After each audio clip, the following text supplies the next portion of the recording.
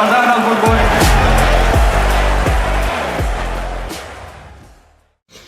Salut à tous et bienvenue dans un nouvel épisode de Dans les cordes. Et aujourd'hui, on va parler d'un beau combat qui a eu lieu ce week-end. C'est quoi, Renaud, dont on va parler ? On va parler de Brian Norman Jr. contre Devin Haney.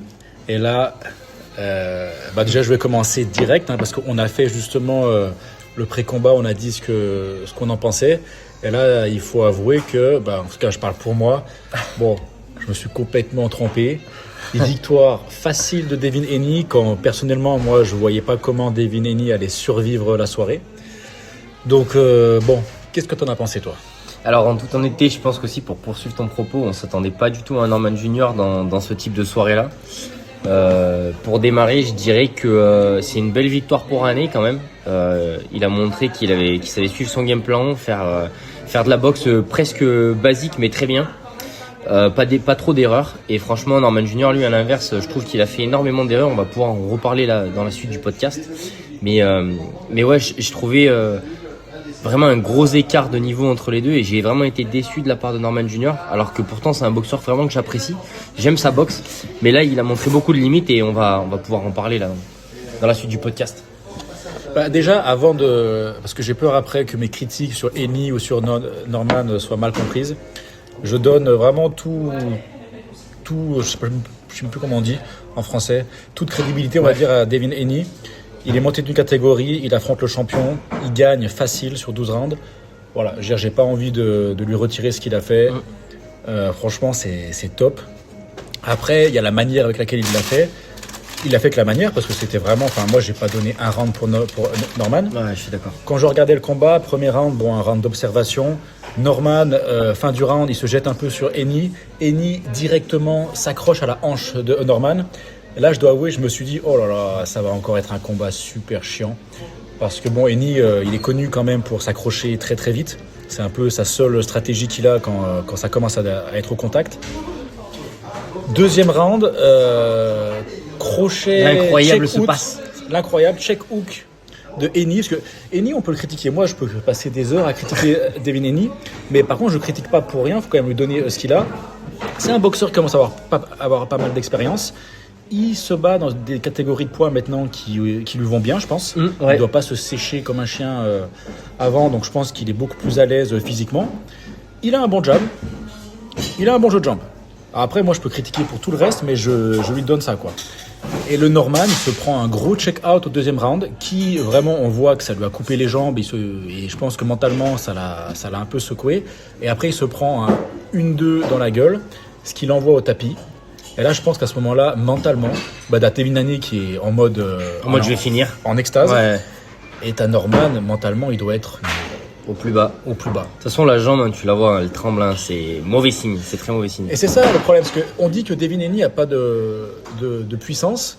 Alors, le problème, c'est que je pense que Devin Haney n'avait pas de puissance pendant longtemps quand il était dans les catégories les plus petites, parce que justement, il devait se sécher, quoi. Et après, c'est pas parce que c'est pas le plus gros puncher qu'on peut se prendre son crochet dans le menton. Ah, mais c'est clair. Hein. Donc du coup, alors moi, quand ça s'est passé, après le deuxième round, j'étais un peu en mode waouh, c'est incroyable et tout ça. Troisième round, Devin Haney commence limite à être assez. Aussi un point positif, à la fin du deuxième round, Devin Haney, il y va pour le mettre KO, super agressif. Ouais. Donc il là, met la pression. Moi, j'étais en mode, putain, Devin Haney, je vais commencer à être un fan. Après tout ce que j'ai dit, ça me fait chier, mais je peux pas lui enlever. Troisième round, il commence à faire passer des directs. Et après le troisième, quatrième round, Devin Haney, il reprend ses habitudes, on va dire, super chiantes, où il fait quasiment rien. En termes de stats, il y a des rounds où il envoie genre 15 coups et il y en a que 2 qui passent et c'est des jabs. C'est assez pour gagner le combat parce que Norman devant faisait absolument rien. Non. Il était terrorisé. Je pense que mentalement, qu'il a mis au moins 6-7 rounds à se remettre du knockdown. Il n'y a qu'à partir du 8e où il relance un peu, mais sinon... Voilà. Et après ça, Devin Haney, on va dire, il cruise vers une décision assez facile.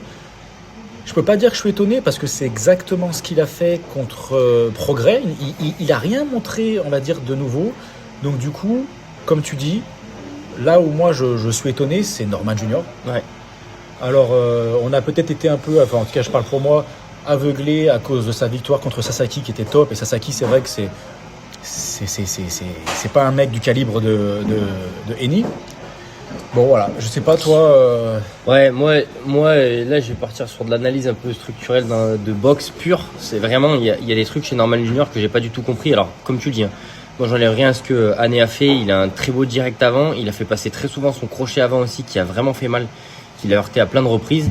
Il a pour moi une super boxe en reculant. Franchement, pour le coup, parce que c'est pas évident, je trouve, à faire. Alors après, lui, justement, je pense que c'est, ce qu'on aime un peu moins, c'est qu'il a une boxe très défensive, très sur le reculoir, comme on peut dire, et dans le déplacement.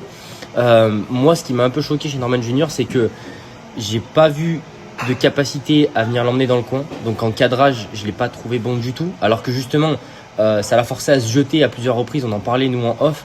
Le nombre de fois où il a essayé de mettre un crochet avant en sautillant, ou alors le nombre de où il a essayé de mettre un 1-2 mais en sautant, mais où du coup il arrive un peu trop court et il se fait contrer comme un chien par Devin Haney. Ça arrivait beaucoup trop souvent pour moi et je comprends pas qu'à ce niveau-là, que ce soit ton coin ou même toi en tant que boxeur, parce que on parle pas de n'importe qui, c'était le champion en titre, que t'aies pas une capacité à t'adapter à ce qui est en train de se passer. Comme je te dis, là, on avait les directs avant qui sont rentrés, mais un nombre de fois incalculable jusqu'au 8e round en plein dans son visage. Il avait le nez défoncé. Hein. Il avait le nez défoncé. Je pense qu'il était pété son. Je pense qu'il arrivait même plus à respirer parce que je pense que tu voyais c'était très compliqué pour lui. Pourquoi simplement il a pas réussi à un moment donné à mettre sa main pour pouvoir bloquer le jab de Haney, ce qu'il a fait à partir du 8e round un petit peu. Pareil sur le crochet avant de Devin Haney, donc lui du coup côté de son bras arrière. Putain, la garde était trop faible, quoi. Le point, il était trop souvent loin de sa tête. Et le problème, c'est que ces mecs-là, ils ont des gardes, on va dire, hautes sur le bras arrière pour protéger.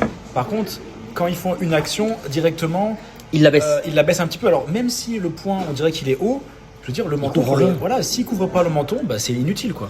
Et puis, c'est aussi, je pense, le rapport que j'aurai dans le prochain podcast par rapport à Bam Rodriguez, qui est de celui où j'ai dit que Bam, c'était exceptionnel ce qu'il a fait, parce qu'il a réussi à tenir son point tout le combat à la tête. Ça lui a évité un nombre de crochets incalculable. Là, il a été incapable de le faire, Norman Junior. Il s'est pris des crochets de l'espace. Comme tu dis, Devin Haney, même si peut-être que c'est pas le plus gros puncher, il a de la puissance. Ça se voit même sur le ralenti. Tu vois vraiment qu'il arrive à fixer, à crocheter. Là, pour moi, il faut faire gaffe. Faut faire très attention. Voilà. Et trop d'erreurs pour Norman qui est resté aussi en ligne pour moi tout le combat. Et franchement, ça, je comprends pas. Il y a un moment donné, tu sais que t'es contre un mec qui va essayer de te faire que des contre-attaques. Toi, il faut que tu prépares que ça va être contre-attaqué. Tu peux pas te jeter, tu peux pas frapper. Enfin, en tout cas, moi, c'est ce que j'ai vu de l'extérieur en tant qu'analyse. Et j'ai du mal à comprendre comment, moi, à mon humble niveau, j'ai pu le comprendre et pas les mecs dans son coin, quoi. Parce que franchement, tu regardes du premier au 8e round, il n'y a pas de changement. Au 8e round, il commence à essayer de faire 2-3 trucs, mais c'est déjà beaucoup trop tard. Ouais. Et Devin Haney s'est placé dans le combat, quoi. Alors, il t'a dit que Devin Haney, il était très en défense. C'est vrai, par contre, je dois avouer, et c'est là, en fait, où c'est un peu dur, où quand même Devin Haney, c'est quand même un mec pas aussi simple que ça. On va dire son avant-dernier combat contre Ramirez, là, il était vraiment en défensif. Ramirez, c'est un mec qui attaque. Et là, Devin Haney, comme on dit, il était sur sa bicyclette. Et vraiment, il faisait des pas chassés tout le long, c'était super chiant. Là, je dois avouer que Devin Haney, il arrivait quand même à rester devant Norman. Et même s'il était très sur la défensive, en fait, le Norman était tellement, entre guillemets, paralysé. En fait, je pense que la rapidité de Haney l'a choqué. Et en fait, Norman, il voyait pas ce qui arrivait. Donc du coup, il faisait rien. Donc Haney, ça lui permettait de rester au contact. Ouais. Donc du coup, un peu comme avec Prograis, Haney, des fois, il est capable justement de bien gérer son combat. Alors, il va toujours être défensif en prio. Mais c'est vrai qu'il a toujours son jab qui fouette et tout ça. Alors moi, je suis d'accord avec toi, Norman. Alors après, je sais pas si t'as vu. Alors je sais pas si c'est son entraîneur ou son père. En tout cas, je sais pas si son père est son entraîneur. Ouais, je crois que si. Mais dans le coin de Norman, au 8e round, 9e round, t'avais la caméra qui est allée les voir. Tu entendais les conseils. C'était genre, mais qu'est-ce que tu fais là ? Allez, faut le défoncer. Vas-y, il faut le mettre. Enfin bref, tu dis, mais c'est quoi ces conseils de merde ? Le mec, il a le nez pété. Ça fait 9 rounds qu'il a rien fait. Il s'est fait mettre par terre. Tu crois vraiment que lui gueuler dessus en disant faut que tu le mettes KO, ça va aider ? Ouais, puis en plus, ils étaient plusieurs à parler. C'est ce que j'ai bien aimé, moi, dans le coin de Devin Haney, c'est qu'en fait, il y a son père qui parle, tout le monde ferme sa gueule. C'est ça. Il y a un moment donné, quand tu es dans un combat aussi important, il n'y a pas tout le monde qui peut ouvrir sa bouche et dire n'importe quoi. Et je pense qu'il faut trouver des vraies solutions parce qu'en plus Norman il a quand même la capacité technique de pouvoir faire des ajustements. Là franchement il y en a eu aucun. C'est ça moi qui m'a fait de la peine. C'est ce qu'on dit, c'est qu'un combat ça se bat à l'entraînement, ça se gagne à l'entraînement des semaines avant le vrai combat. Et en fait, alors, je suis d'accord avec toi, c'est dur de comprendre comment tu as des mecs qui sont champions du monde avec une équipe autour d'eux de pros, de coachs qui sont censés être à plein temps pour justement la préparation du mec pour ce combat à un instant T. Ils savent 3 mois à l'avance que c'est Devin Haney. Les mecs, ils arrivent le soir, tu as l'impression qu'ils sont choqués de ce que fait Devin Haney. Je suis d'accord. Le Norman, il n'a pas une feinte. Ouais. Il n'y a pas un mouvement de tête. On a vu qu'il n'avait aucune stratégie pour casser la distance. Il sautait comme un bourrin avec son crochet. En plus, même quand il arrivait à aller à l'intérieur, il gérait mal la distance, ce qui fait que Haney, on connaît tous Haney, il prend les bras, quoi, ouais. il serre, il hug, je sais pas comment on dit en français. Il câline. Ouais, non, ouais. Mais enfin, il serre, quoi, il prend dans ses bras. Il clinch. Et il clinch, voilà, ça c'est en anglais. C'est de l'anglais aussi. Putain. Mais ça, voilà, le nombre de clinch est incroyable. Alors le clinch, c'est illégal en boxe. Normalement, l'arbitre est censé arrêter le clinch et quand c'est trop, il est censé enlever un point. Bon. Du coup, ce qui fait que le combat était quand même un peu ennuyant. Ouais. Mais encore une fois, je veux pas passer pour le critique gratuit. Devin Haney, il a fait ce qu'il a dit, il a gagné. En faisant du Devin Haney, on va pas. De toute façon, je pense qu'il changera jamais. Non. En même temps, Rad, il est triple. Ouais, bon après. Ouais, mais bon. Oui, il y est. Sur papier, il y est. Et après, c'est quand même un mec d'un très bon niveau qui, je pense, va toujours sélectionner ses opposants parce que Brian Norman, c'était un champion du monde qui était assez jeune. Il avait zéro défense, je crois, de son titre. C'était la ceinture. C'était la première. Ouais. Et d'ailleurs, petite parenthèse, pour le coup, ça pour Norman, c'est joli d'avoir accepté le combat face à Haney parce que c'était pas forcément un combat facile. Et Haney l'a d'ailleurs remercié, tu vois, d'avoir pris le combat parce que on sait toujours comment c'est pour pouvoir organiser des combats, c'est toujours le bordel. Ouais, mais moi je pense que Norman, il a pris le combat. Une des seules explications que je peux avoir de ce qui s'est passé, c'est que toute l'équipe de Norman a pris le combat en disant non mais on va le défoncer tellement facilement, ouais. Et c'est ce qui explique le résultat. Et ça c'est le problème, tu vois, on en revient un peu à ce qu'on avait dit contre Ortiz et Lubin. C'est qu'est-ce qui se passe dans les camps d'entraînement, quoi. Ouais, les mecs, il y a un moment, je suis d'accord que tu vas pas changer le style complètement d'un boxeur, mais le préparer pour le style du mec qui va être en face, c'est quand même le minimum. Et là, pour moi, c'est des ratages complets, quoi. Ouais, pour moi, ils étaient à côté. D'ailleurs, tu le vois, Haney, il remercie encore une fois son père pour le game plan parce que, en fait, franchement, il a juste fait ce qu'il faisait tout le long. Et d'ailleurs, on en a parlé en off, mais la raison pour laquelle il a peut-être pas encore continué à pousser, même après le 3e round, c'est sûrement parce que son game plan donnait pas ça. Ouais. Et donc au final il gagne, il respecte son game plan. Norman Jr, tu sais que tu vas affronter Devin Haney. Le gars est toujours sur sa jambe arrière, il a une très grosse rapidité, un très gros contre. Comment est-ce que tu peux jeter tes coups comme il le faisait? Parce que comme tu disais, il jetait ses coups et le pire c'est que tu regarderas les ralentis, vous regarderez les ralentis, le bras il est en bas. Ah ouais. Il saute, il n'a même pas sa garde. Et puis ajouter à cela un manque de précision, ce qui fait qu'en fait il sautait, il faisait pas de dégâts, il s'exposait. 1 fois, 2 fois, 3 fois, il prenait des coups, boum, boum, boum. À un moment donné, voilà. C'est ça. C'est aussi simple que ça, quoi. Et je pense que Norman, dans sa tête, c'était en gros, il va courir. À un moment, je vais le bloquer dans un coin et je le défonce. Oui, mais ça, à la rigueur, c'est une théorie qui pouvait marcher, mais il n'a pas fait de cadrage. Tu regardes dans le combat, il le cadre jamais. Bah, c'est une théorie qui pouvait marcher si au moins t'as un jab, quoi. Regarde, Rad Beterbiev par exemple. Bah oui, ah ouais. mais en plus il a un bon jab Norman Jr. Je comprends pas pourquoi il s'est mis à le jeter d'aussi loin et pourquoi est-ce que c'est parti en sucette. Parce que premier round, il utilise son jab, ça marche bien. Tu vois, premier round, Norman il est bien, il a son truc, il envoie son bras avant, il arrive à aller loin en plus. Ouais. J'ai pas compris. Tu regardes un mec comme Beterbiev, qu'est-ce qu'il fait? Il emmène le mec dans le coin et dans le coin il le déboîte. Parce que t'as vu les 2 ou 3 fois où Haney s'est fait mettre dans le coin. Tu sais, il arrivait avec des gros crochets et tu sentais qu'il paniquait un peu, Haney. Ouais. Mais ça a été 2 ou 3 fois dans tout le combat. Ouais. Et c'est vrai que c'est là où on voit qu'un mec comme Ryan Garcia. Bon, alors moi je pense que sa carrière, là, le mec est pas sérieux. Enfin voilà, je dirais mentalement, je pense qu'il est fini, quoi. Mais un mec comme Ryan Garcia, Je pense aussi, vu que Norman il a un très bon crochet avant, il s'est dit, je vais lui mettre mon crochet avant, vu que je suis quand même plus athlétique que Garcia et tout ça, et je suis aussi rapide et aussi puissant, il va se le prendre et mort. Ah, mais il est pas aussi rapide, je pense. Et c'est là où on voit que Garcia aussi, ça me fait chier parce que le mec, c'est une épave maintenant. Mais c'est là où on voit que Garcia, son crochet avant, il est tellement, on va dire, il peut tellement le diversifier, le mettre d'un angle assez bizarre, le jabber, et il fait du jab aussi, il feinte et tout ça. Puis il a une vitesse de malade aussi. C'est ça. Là, Norman Du coup, Junior, il est trop. Si tu veux placer ton crochet avant, faut au moins placer ton jab. Comme ça, le mec, il sait pas trop ce que tu vas envoyer. Ouais.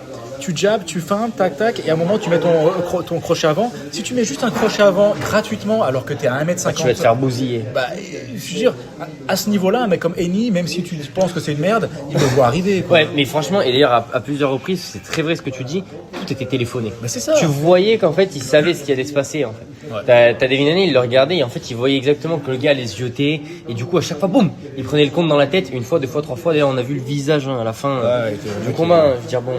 Mentalement, je sais pas comment il va s'en mettre. Mentalement, pour moi, c'est une humiliation. Alors que, en fait, il pensait tellement que ça allait être facile et il se fait détruire tellement facilement, le Norman. Surtout que ce qui est dur, c'est ce que tu disais tout à l'heure, il a pris aucun round. Il y a 0 round où il peut prendre référence en se disant. Donc là, en fait, à moins qu'il retravaille ça spécifiquement avec un adversaire un peu du même calibre qui fait ça, il progressera pas sur ce point-là. Ouais, c'est ça. Et il n'a pas réussi à mettre ça en place et c'est quand même un problème. Il n'a pas réussi à toucher Eni une fois. Non. Eni, t'as vu le visage à la fin, il est neuf. T'as l'impression qu'il sort de l'emballage. Il l'a pas touché une fois. Non. Alors ça, pour ça, Eni est incroyable, quoi. Ouais. Voilà. Écoute, après moi, je suis encore pas convaincu de Eni, dans le sens où je vais pas le mettre dans mon top 10, pound for pound et tout ça. Par contre, je suis un peu au même point que quand Eni, en fait, il a battu Prograis. Je me suis dit, ah putain, ok, d'accord, en fait, le mec, il peut se battre et tout ça. On voit ce qui est arrivé après. Des performances pas terribles et contre Ramirez, chiantes. Donc, je vais pas me dire, bah non, Eni, il a prouvé quoi que ce soit. Je vais attendre son prochain move. Mais en tout cas, pour l'instant, je peux que dire, mec, bravo, parce que t'as fait ce que t'as dit. Et Norman Junior, du courage pour la suite, parce qu'honnêtement, là... C'est dommage, parce qu'en plus, moi, je l'aime bien, ce boxeur. Et je pense que s'il travaillait un peu certaines choses techniques, il pourrait vraiment faire des fulgurances. Parce que même quand il s'est énervé un peu à la fin, on a vu qu'il aurait pu, s'il n'avait pas été déboîté au deuxième round, ça aurait pu être très différent. Ouais, mais c'était brouillon, quoi. C'était brouillon, c'est une certitude. Mais ce que je veux dire, c'est que je pense qu'il peut y avoir de la ressource. Après, il va falloir qu'il soit bien entouré pour pouvoir aller la chercher, aller au bon endroit pour s'entraîner. Ouais. Après, c'est aussi ça dans le sport de haut niveau, et c'est ça qui est très dur à comprendre quand on ne fait pas de sport. Moi, je ne suis pas un sportif de haut niveau, hein. Mais quand on est, on va dire, dans tous les sports, tu as le niveau, on va dire, régional, après tu montes, national, et en fait, à tous les niveaux, il y a tellement un écart entre genre, le top 10 et le premier du championnat. Et là, quand on arrive, je veux dire, c'est comme moi, j'aime bien la motocross, petite analogie. Quand tu regardes une course de motocross, donc le championnat US ou championnat du monde, c'est les meilleurs pilotes du monde. Genre le mec qui finit 25e de la course, t'as l'impression que c'est une grosse merde. Ouais. Les premiers lui mettent 15 secondes de tour, quoi. Et pourtant, le mec, tu le vois dans n'importe quel autre contexte, c'est un psychopathe. Il bousille tout le monde. Et même entre le top 3, t'as des champions, ils mettent 5 secondes de tour au troisième. Et là, tu te dis, mais la différence... Et donc, c'est pour ça... Là, le Norman, c'était un champion du monde parce qu'il a plein de qualités. Le problème, c'est que entre lui et Devin Haney, il y a un énorme écart. Ouais. Et ce qui est quand même aussi flippant, c'est que Devin Haney, je le mets même pas dans. Ouais, je suis assez d'accord. Voilà. Donc du coup, à ce niveau-là, les mecs sont peut-être dans le top 5, mais dans le top 5, il y a des différences de niveau énormes, et c'est pour ça que c'est magnifique. Oui, tu fais bien de haut niveau, c'est magnifique. Tu fais bien de le rappeler, parce que nous, quand on a la critique, c'est pas de la critique gratuite. Enfin, je veux dire, nous, on n'a pas de problème à se dire qu'on se ferait déboîter par tous les mecs qui sont sur le ring, mais on parle vraiment par rapport à leur niveau à eux. Et ce que eux nous montrent à ce très haut niveau qu'est la boxe est un sport tellement difficile.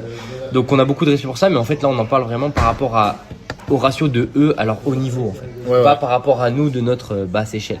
Et à ce niveau-là, c'est le mental qui joue.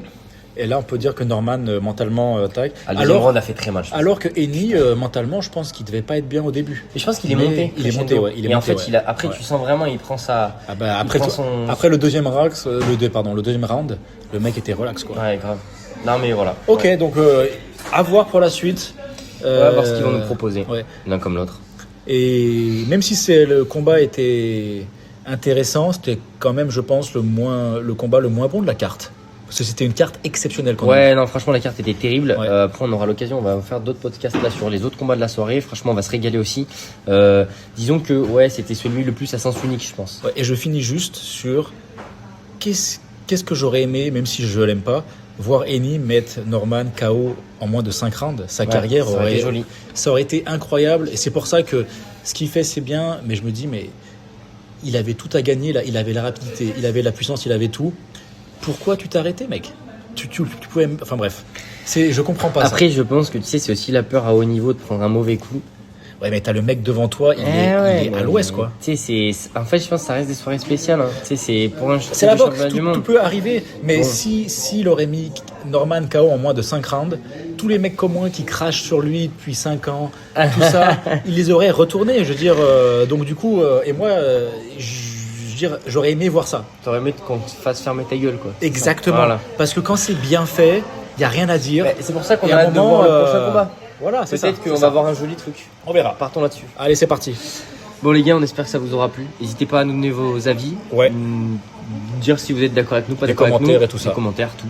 On espère que ce qu'on fait, ça vous plaît. N'hésitez pas à nous dire si vous voulez des choses un peu spécifiques. Et puis en attendant, passez une bonne journée et puis Manger des fruits. mangez des fruits. Allez. Ciao. Ciao.